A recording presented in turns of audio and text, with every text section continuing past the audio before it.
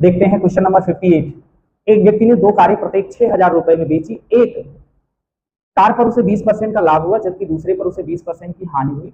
उसके लाभ या हानि की गणना करिए। साथियों यहाँ पे क्या हो रहा है, एक हमने दो मार्कर खरीद के लाया अलग अलग मूल्य पर, एक को 20% प्रॉफिट पर बेच रहा हूँ, एक को 20% लॉस, मतलब दोनों पर सेम प्रॉफिट सेम लॉस। इसके 20% की प्रॉफिट पर बेचा, इसे 20% के लॉस पर बेचा और दोनों को समान मूल्य पर बेचा। तो ये स्पेशल वैरायटी यहाँ पे बन गई। क्या बन गया?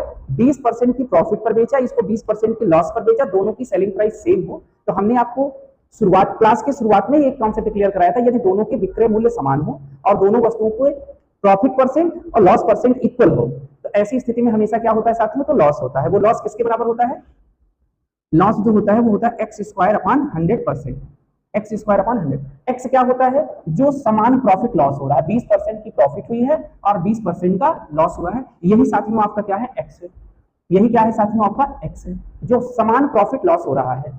प्यारे दोस्तों मेरी बात समझ पा रहे हैं आप? मैंने क्या कहा कि यदि दोनों वस्तुओं को समान मूल्य पर बेचा जाए और एक पे जितनी प्रॉफिट परसेंट है दूसरे पे उतना ही लॉस परसेंट हो, तो ऐसी स्थिति में आप क्या कहते हैं? हमेशा वस्तु पर क्या होगा? लॉस होगा। अब वो लॉस क्या होता है? एक्स स्क्वायर अपॉन 100% के बराबर होता है। तो एक्स की वैल्यू कितना है साथियों? तो आप कहेंगे 20 का स्क्वायर बटे 100।